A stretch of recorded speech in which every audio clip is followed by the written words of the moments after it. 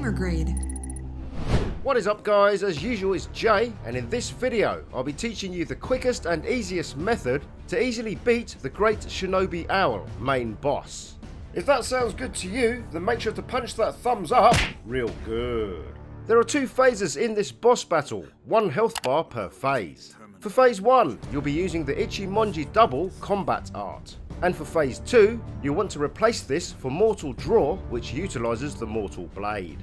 The Great Shinobi Owl will also use a poison AoE attack, exclusively during phase 2. So after dealing the first death blow, be prepared to use any poison related items you have in your inventory to reduce build up and increase resistance, such as the green mossy gourd, antidote powder or contact medicine.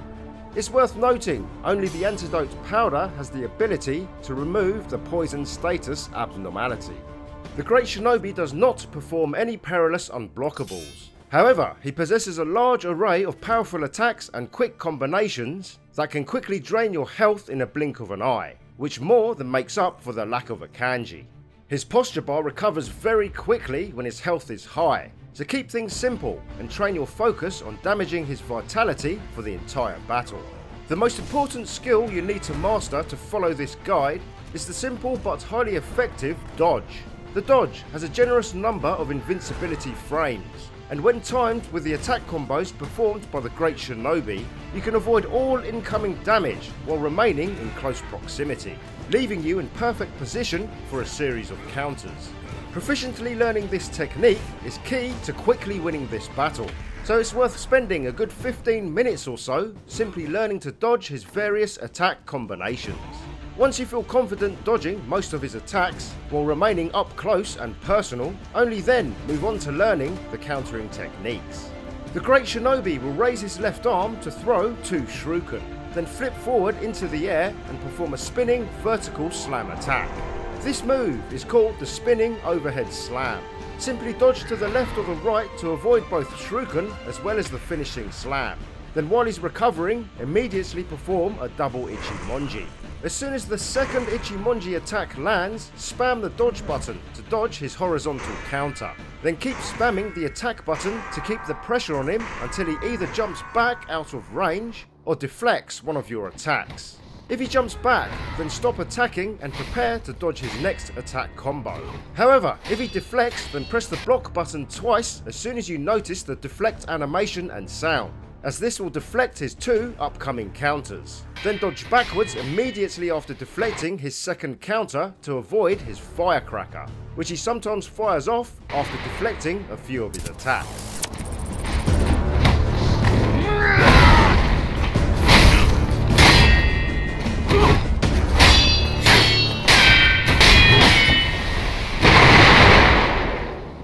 The Great Shinobi will perform a downward slash starting above his head to his right and finishing down toward the floor to his left. He'll then perform a horizontal slash from his left to his right, then finish with a spinning backhand slash which hits twice. This move is called the slashing combo, and you want to dodge all 3 attacks by simply pressing the dodge button as he performs each attack. There's one variation of the slashing combo, where instead of finishing with a spinning backhand slash, he instead finishes with a forward diagonal slash. You'll recognise this variation as he'll rotate his sword above his head before slashing down toward the ground. This last attack requires a slightly delayed dodge when compared to the spinning backhand slash variation. But don't worry, after some practice, you'll quickly identify the different animations for the 2 variations. After dodging the 3 attacks of the slashing combo, you want to immediately perform the exact same counter as when dodging the spinning overhead slam. To recap, perform a double Ichimonji after the final dodge of the combo. Then as soon as the second Ichimonji attack lands, spam the dodge button to dodge his horizontal counter. Then keep spamming the attack button to keep the pressure on him until he either jumps back out of range or deflects. If he deflects, press the block button to deflect his 2 upcoming counters. Then immediately sprint back to avoid a possible firecracker. Simply rinse and repeat this exact same series of attacks after every combo or attack you dodge, which leaves him vulnerable. From now on, I'll refer to this as the double Ichimonji follow-up combination. He'll also perform a quick shuriken throw and immediately follow up with a long-range backhand slash. This 2-hit combo is called the chasing slice. The backhand slash is tricky to dodge as it's so fast, covers a long range, and has precise tracking. As soon as you dodge the initial shuriken, you need to immediately dodge again to avoid the slash. If you're not comfortable with the timing, simply hold the block button to minimize damage. The Great Shinobi will run towards you and perform a powerful backhand slash, which rises up from the ground to his left and finishes above his head to his right. He then finishes with a powerful downward diagonal slash. This 2-hit combo is called the rush uppercut.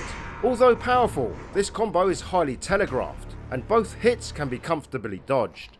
After dodging the second slash, perform the usual double ichimonji follow-up combination. He also performs a medium-ranged attack called the dashing horizontal slash, where he rushes towards you, veering to his left, then performs a sweeping backhand horizontal slash as he gets close. Simply dodge through the attack, then perform the usual double ichimonji follow-up combination. A charged thrust and quick attack is also a good option if he's out of range for the ichimonji. It's recommended to avoid using thrusting attacks during this fight, since the Great Shinobi will perform a Mikiri counter and backstab, dealing a colossal amount of damage. However, he cannot perform the Mikiri counter if he has his back to you or when he's recovering from any attacks, so feel free to use the charged thrust in these situations.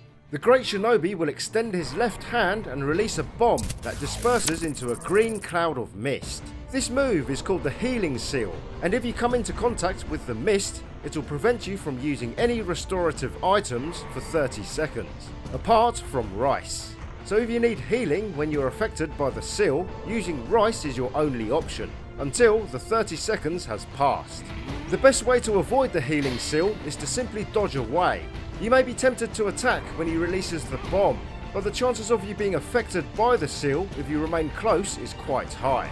So simply dodging away is the most reliable action. He'll also perform a short-range kick that causes the boss to vault into the air if it connects. This move is called the springboard kick. If it lands, the kick will deal posture damage only and will not affect vitality. You can block, deflect or dodge the kick. However, this is tricky to do as it's very quick and hard to spot.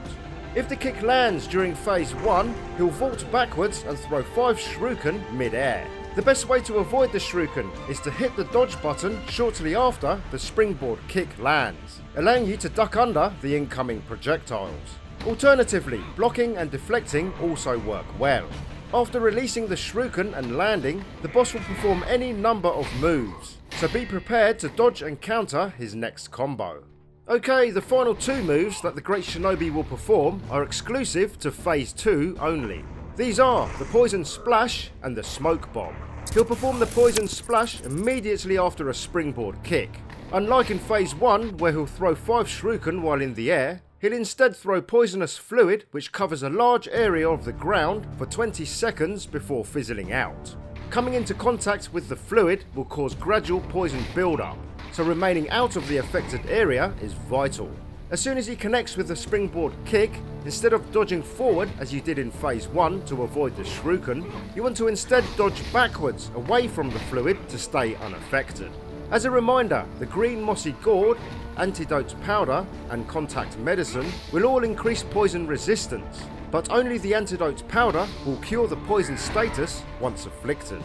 When the Great Shinobi raises his left leg and arm into the air, this indicates he's about to deploy a smoke bomb.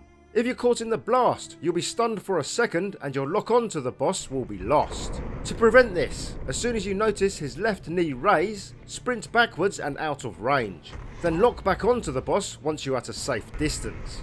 However, since the deployment of the smoke bomb is very quick, oftentimes you'll be caught by the blast. If this happens, wait a second for the stun to clear, then lock back onto the boss and immediately hold your guard to block any incoming attacks through the smoke. Be careful trying to regain lock-on too soon after the smoke bomb pops, as this will just recenter your camera. If you're quick, you can also try sprinting away, but make sure to keep moving, as there's a good chance he'll perform one of his long-range gap-closing attacks. If he doesn't, then he'll just release a healing seal, giving you plenty of time to recompose. During phase 2, you want to replace the Ichimonji double with the Mortal Draw combat art, which utilises the Mortal Blade. This attack deals massive amounts of vitality and posture damage with each use. However, it sucks up 3 spirit emblems per hit, so timing is crucial to maximise its effect. For this reason, it's a good idea to pop the ceremonial Tanto for an additional 5 spirit emblems at your disposal. Popping this before phase 1 and having the bonus emblems at the ready is a good idea, saving you from remembering to do it when phase 2 begins. Just remember to heal up after sacrificing the hit points. If you haven't yet acquired the ceremonial Tanto, it's a good idea to get this now, which is achieved by defeating the Shishiman warrior found in the Ashina Castle abandoned dungeon. Perform a double hit Mortal Draw in phase 2 every time you would have performed an Ichimonji double in phase 1. Performing the double hit Mortal Draw just 4 times will leave the Great Shinobi with around 15% health, so feel free to finish him off any way you desire. Remember, the Mortal Draw will still damage enemies even after your Spirit Emblem stores have depleted. It will simply deal much less damage and at a shorter range. The rewards you receive for defeating the Great Shinobi Owl are his memory as well as a key item in the story. Been a while since we did this. Give me a